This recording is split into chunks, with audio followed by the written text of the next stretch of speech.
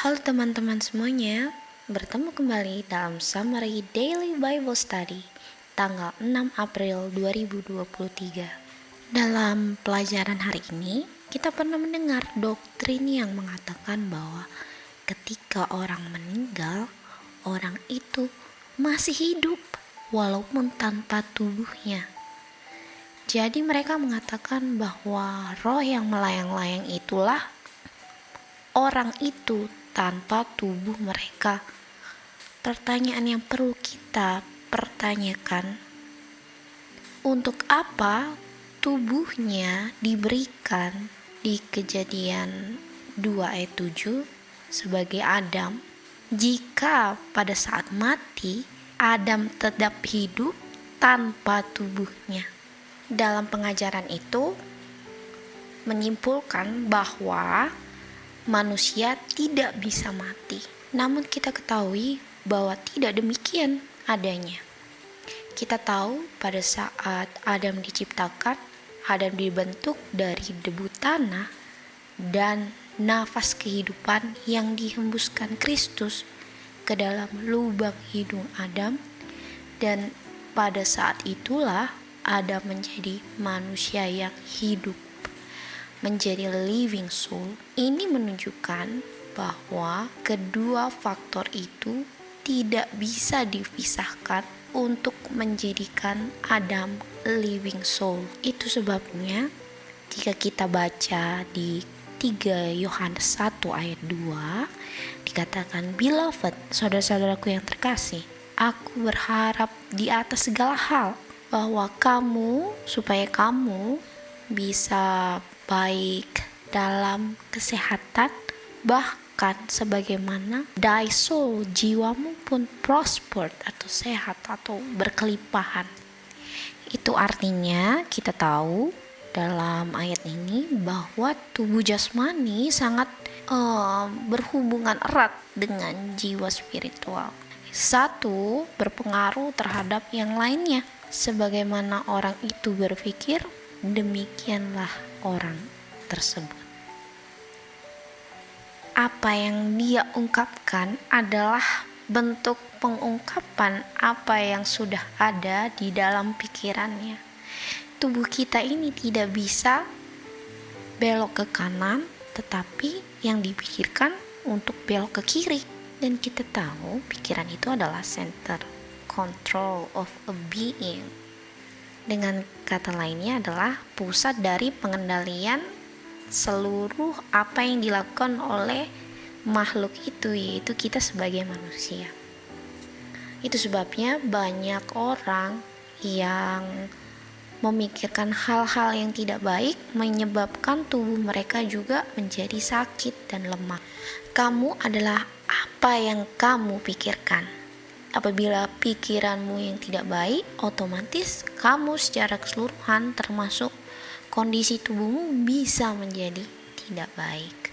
Kuncinya dari semua ini adalah bagaimana saya mau pilih untuk memikirkan hal-hal yang baik. Dan itu semua adalah pilihan. Dan Filipi 4 ayat 8 di sana dikatakan, "Finally brethren, akhirnya saudara-saudaraku, apa saja yang benar, apa saja yang jujur, yang benar, yang adil, yang suci, yang murni, yang indah, any virtue, there be any praise." Pikirkanlah semua ini. Tubuhmu mau seperti apa itu berdasarkan apa yang kamu pikir dan apa yang kamu masukkan ke dalam pikiran. Mau masukkan hal-hal yang negatif, atau mau nonton telenovela yang menyebabkan kita lebih mengutamakan perasaan kita, itulah kamu pada akhirnya. Jadi apa yang masuk ke dalam otak, itulah yang diungkapkan dalam kehidupan saya. Dan kita tahu bahwa keselamatan adalah hasil pilihan. Disebutkan di John 3 ayat 16, yang pertama dalam kalimat itu, barang siapa percaya. Jadi tergantung Kamu mau percaya atau enggak, itu semua pilihan. Dan ketika kita sudah tahu bahwa keselamatan itu tergantung dari pilihan kita, pertanyaan berikutnya adalah apa? Pilihannya seperti apa yang mau saya pilih? Di Roma 7 ayat 18 dikatakan di situ, untuk mau melakukan yang benar ada di dalam saya, tapi bagaimana caranya untuk melakukannya saya tidak tahu. Dan tahu gak saudara-saudara, itu pun pilihan. Di Roma 6 ayat 16 dikatakan, jika kamu menyerahkan dirimu untuk menjadi hamba dari seorang tuan, maka kamu adalah hamba dari tuan yang kamu serve. Artinya, hamba itu adalah hamba daripada yang dia patuhi.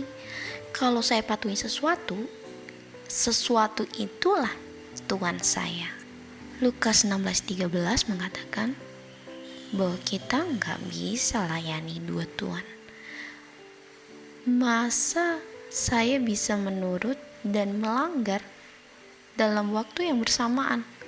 Kita tahu itu tidak bisa atau tidak bisa diterapkan oleh karena kedua tuannya bertentangan. Either one or the other. Mau pilih satu atau yang lain. Kalau satu minta ke kiri dan satu minta ke kanan, apakah kita bisa melakukannya dalam waktu yang bersamaan? Itu sebabnya saya hanya bisa menjadi hamba untuk satu tuan. Kita kembali ke Roma 7 ayat 18. Di dalam saya tidak ada yang baik, dan keinginan yang baik yang ada di dalam saya, tetapi untuk melakukan yang baik saya tidak bisa melakukannya. Saya tidak bisa melakukannya. Di Filipi 4 ayat 13 dikatakan, saya bisa melakukannya yang saya mau melalui Kristus. Kekuatan untuk melakukannya yang gak ditemukan di dalam Roma 7 ayat 18 tadi, dimana saya gak bisa untuk melakukannya, bisa saya lakukan. Kekuatan itu bisa saya temukan melalui siapa? Melalui Kristus. Melalui apa? Melalui imannya Kristus. Artinya imannya Kristus ini menyalurkan strength, power, kuasa, atau kekuatan. 2 Korintus 12 ayat 9 mengatakan, my grace, my strength, the power of Christ. Grace-nya Kristus, kekuatannya Kristus, kuasanya Kristus.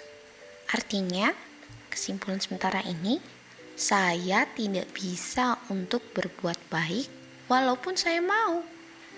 Tapi ada power, grace, strength yang bukan dari saya. Power ini, strength dan grace ini adalah miliknya Kristus. Apabila saya pilih untuk percaya, saya bisa berbuat yang baik dengan kuasanya Kristus, dengan grace-nya Kristus, dan dengan strength-nya Kristus. Dan saya tahu usaha itu bukanlah usaha punya saya. Artinya saya harus percaya kepada kuasa yang bukan kuasa saya. Saya percaya kepada kuasa itu yang sudah menghasilkan semuanya. Saya bergantung sepenuhnya kepada kuasa itu dan mengharapkan sepenuhnya kuasa itu akan melakukan apa yang sudah dikatakan oleh kuasa itu. Itulah artinya saya percaya.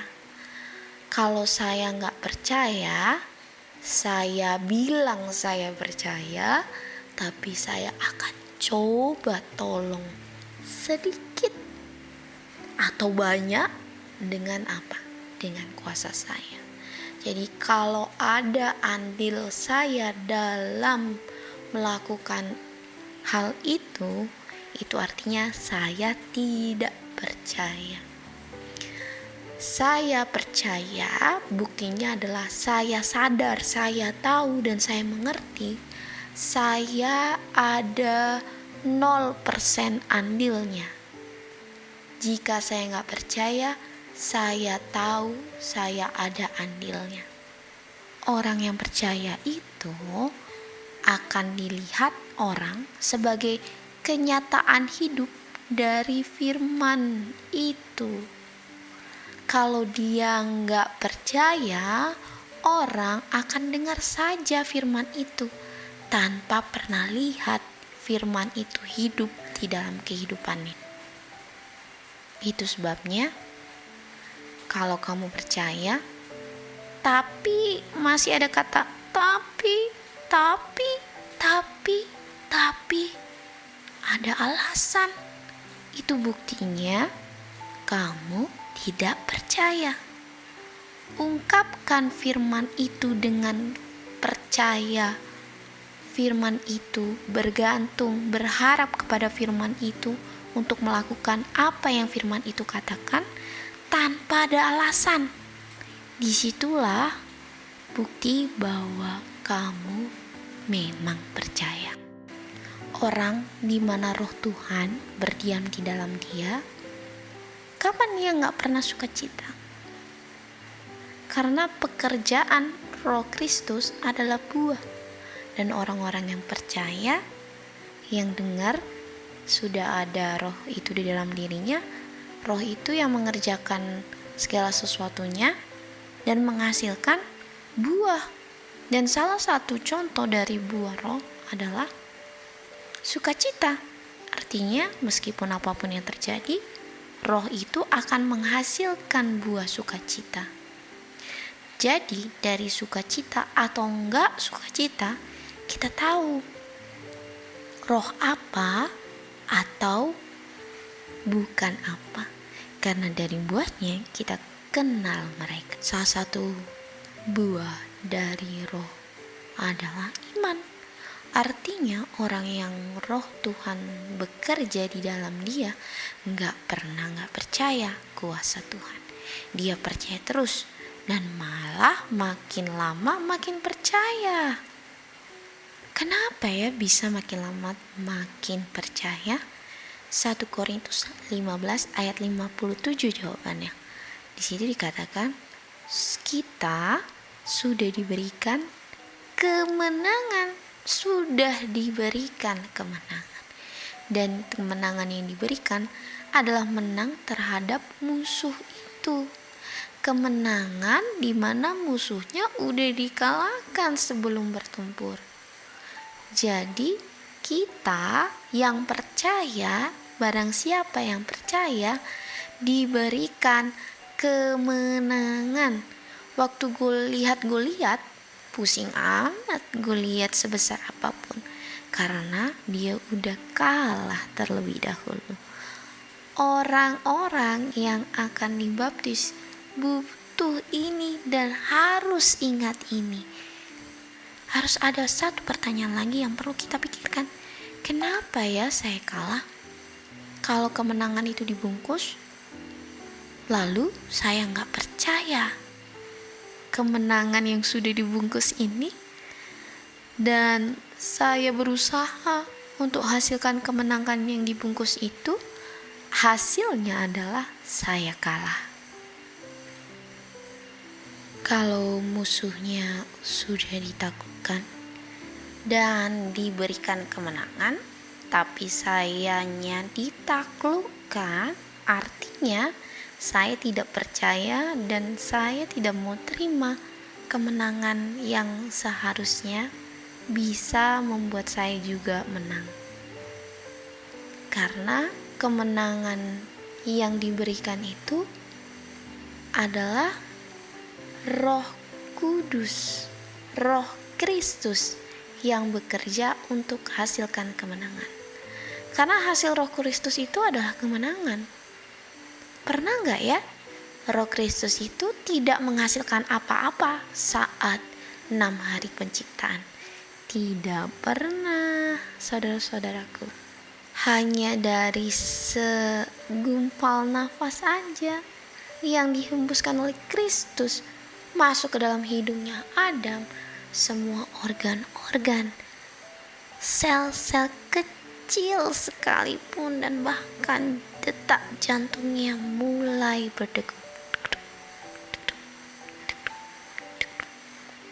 Wow, sebegitu powerfulnya nafas firman kuasa Tuhan. Dan apabila saya percaya, saya diberikan rohnya, saya tidak pernah akan kalah oleh karena saya menerima kemenangan yang sudah dihasilkan. Revelation 3 ayat 20 dikatakan, Dia yang menang akan duduk di tahtaku, sebagaimana aku menang dan duduk di tahta Bapakku. Di saat Roh Kristus itu masuk, langkah selanjutnya apa? Adalah kemenangan. Buktinya apa? Matahari gak pernah tuh kehabisan panas hingga sampai saat ini. Sejak penciptaan tidak pernah kehabisan panas untuk menerangi seluruh muka bumi. Dan itulah yang perlu kita pertanyakan sebelum kita dibaptis.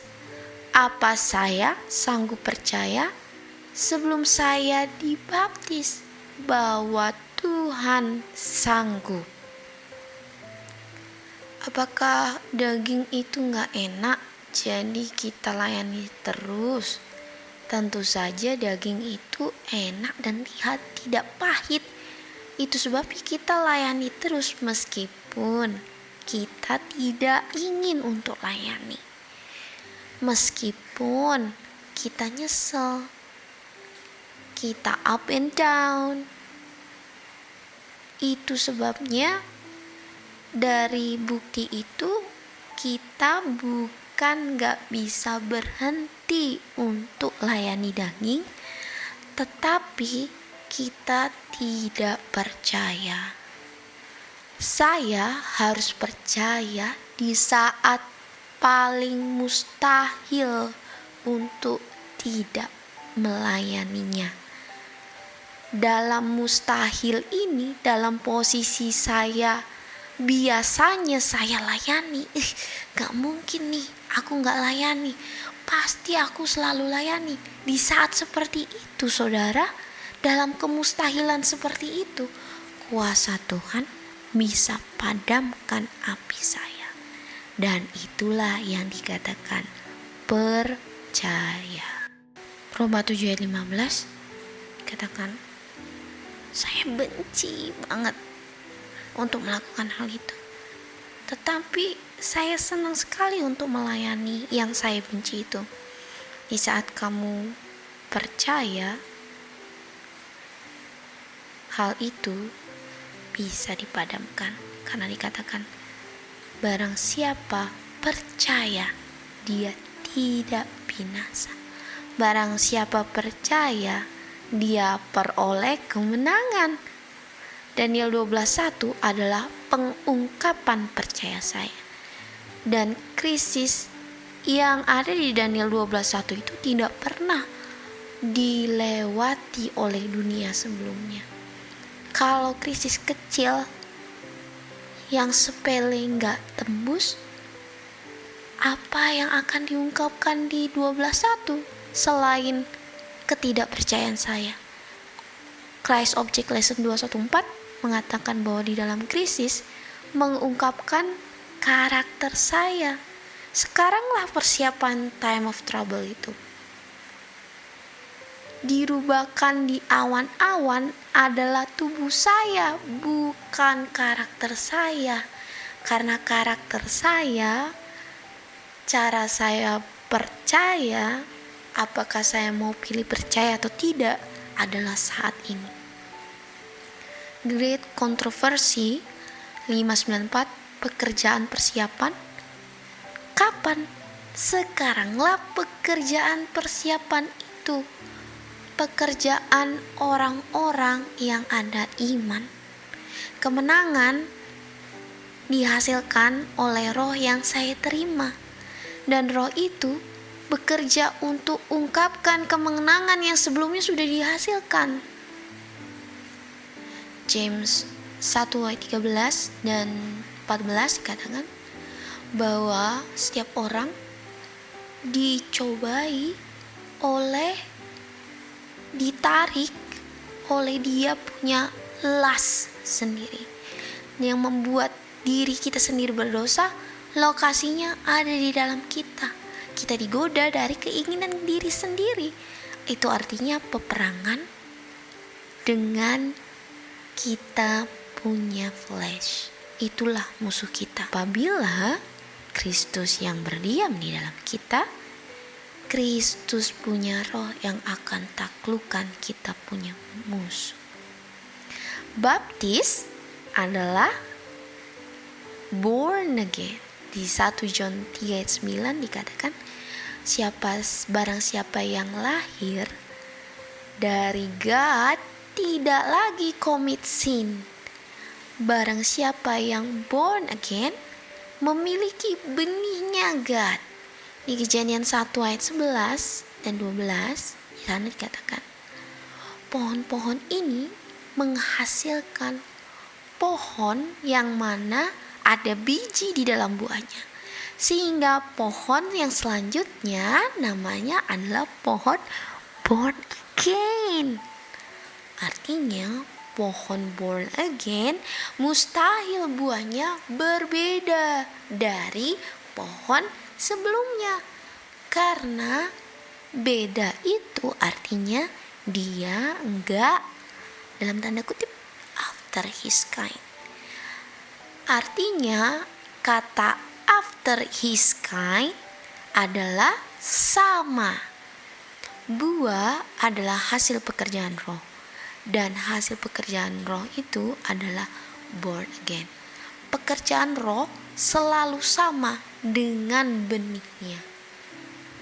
Kalau benihnya Bapa, artinya karakternya harus sama dengan karakter Bapa di surga.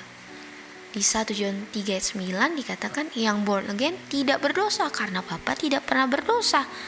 Karena benihnya tidak pernah berdosa. Dia gak bisa berdosa kecuali orang yang born again pilih untuk buang jauh benihnya. Apakah Anda percaya semuanya ini sebelum Anda dibaptis? Maukah Anda percaya? Maukah kamu percaya akan mengungkapkan kebenaran hasil pekerjaan roh Tuhan yang ada di dalam kamu? Waktu saya sedang digoda di dalam krisis, saya sudah harus tahu pilihannya untuk percaya. Ketika saya sudah tahu pilihannya, saya akan masuk ke dalam kamar, bertelut dan minta tolong sama Tuhan untuk hasilkan kemenangan itu di dalam saya.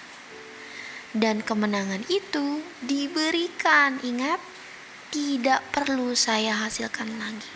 Dan lambang dari born again apa saudara? Kita dibaptis. Tidak perlu untuk layani lagi. Setiap kali goda harus ingat untuk pilih untuk percaya. Jangan dinikmati. Itu artinya orang bisa menang. Bisa enggak kamu? Iya kamu untuk percaya. Inilah gambarannya yang perlu kita ketahui sebelum kita dibaptis. Tentu saja kita perlu percaya bahwa Kristus adalah anak God. Kenapa perlu tahu bahwa Kristus adalah anak God? Ini bukan karena dia anak God dan perlu tahu fungsinya, atau anak God, tetapi keselamatan sangat bergantung akan kenyataan bahwa Kristus adalah anak God. Kalau dia bukan anak God, tidak ada yang selamat.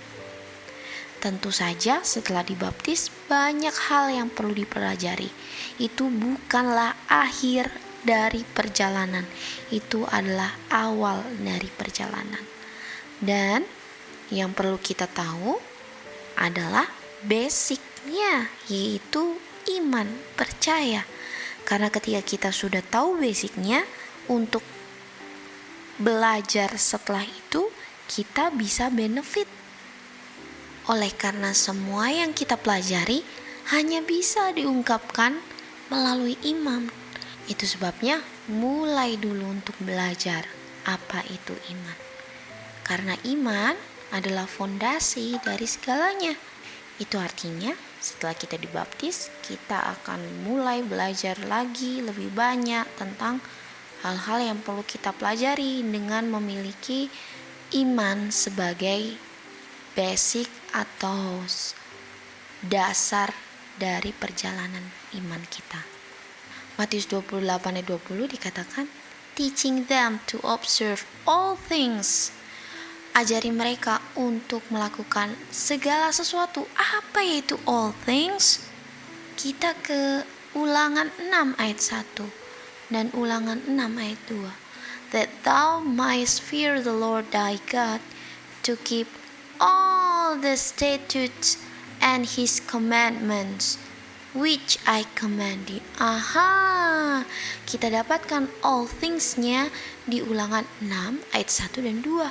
Di situ ada commandment, statute, dan judgment yang Tuhan, the Lord, your God, command. Dan siapa ya yang berikan command ini kepada Musa di Gunung Sinai? Dia adalah Kristus. Oknum yang sama yang memberikan command yang sama, all things, kepada murid-muridnya di Matius 28. Kita gak akan pernah tahu kalau kita gak cari dan gak belajar ini semua. Ulangan 6 ayat 7 dikatakan, and thou shalt teach them diligently unto thy children, and shalt talk of them when thou sittest in thine house, and when thou walkest by the way, and when thou liest down, and when thou risest up. Ternyata ada pengulangan 2 Petrus 1:12 di Ulangan 6 ayat 7. Ulangan 6 ayat 6 dikatakan, and these words which I command thee this day shall be in thine heart. Kita tahu di Daniel 5 ayat 20 dikatakan, his heart adalah his mind, dan thine heart adalah thy mind. Heart, hatimu, adalah pikiranmu.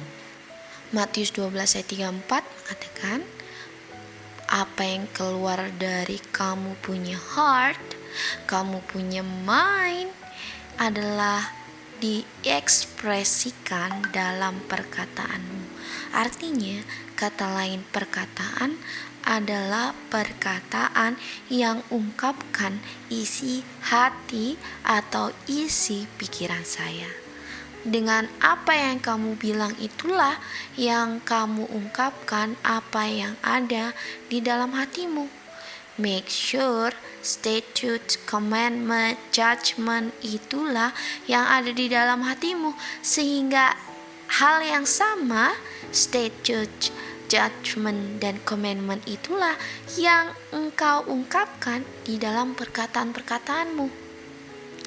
Dan kita tahu bahwa statute, judgment, dan commandment ini adalah milik dari Bapa punya. Revelation 14 ayat 1 kita tahu ada 144.000 yang memiliki nama Bapa yang tertulis di dalam dahi mereka. Di Keluaran 31 ayat 18 dikatakan, ketika Kristus memberikan Musa two table of testimony. Two table testimony ditulis oleh finger of God. Dan kita tahu finger of God adalah roh Tuhan yang menghasilkan buah. Dan yang kasih kepada Musa itu adalah Lamb atau Kristus.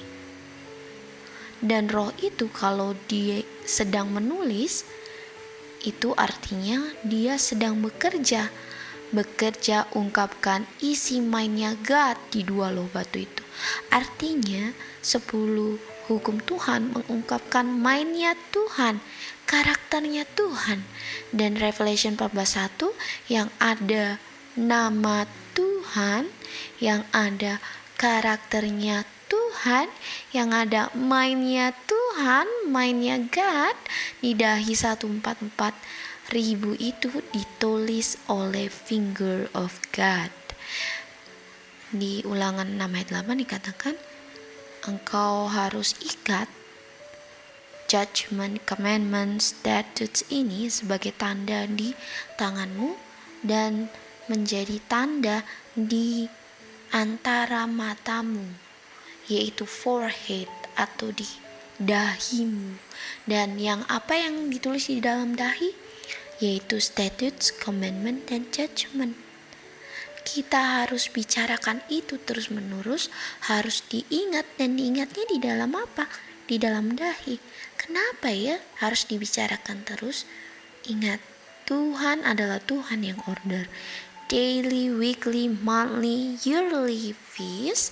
Dan dengan itulah kita boleh ingat terus apa yang harus kita ingat. Dan dengan cara itulah itu menjadi tanda di dahi kita. Tanda yang ditulis oleh finger of God. Yang mana finger of God menulis statute, judgment, dan commandment yang adalah karakter God, yang adalah mindnya God. Di Exodus 31 ayat 17 atau Keluaran 31 ayat 17 dikatakan, ini adalah sign between me dan children of Israel forever. Jadi hari Sabat adalah menjadi tanda, a sign. Ulangan 6 ayat 8 dikatakan, and thou shalt bind them for a sign. Ada tanda juga yang adalah statute, commandment, judgment. Artinya Sabat, statutes, law of Moses adalah sign.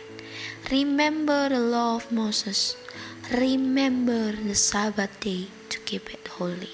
Dan semuanya itu dibicarakannya saat assemble together, yaitu pada saat-saat yang sudah ditetapkan daily, weekly, monthly, yearly. Roma 4:11 mengatakan bahwa sign itu adalah seal. Dan Efesus 4:30 dikatakan yang seal kamu adalah Roh Kudus, rohnya God. Ezekiel 20 ayat 12 dikatakan Sabat adalah sign yang sanctify mereka, yang harus di-teach kepada mereka setelah kamu dibaptis. Dan apa itu yang harus di-teach? Yang adalah sign, yaitu statute, commandment, and judgment, yang juga sama dengan hari Sabat.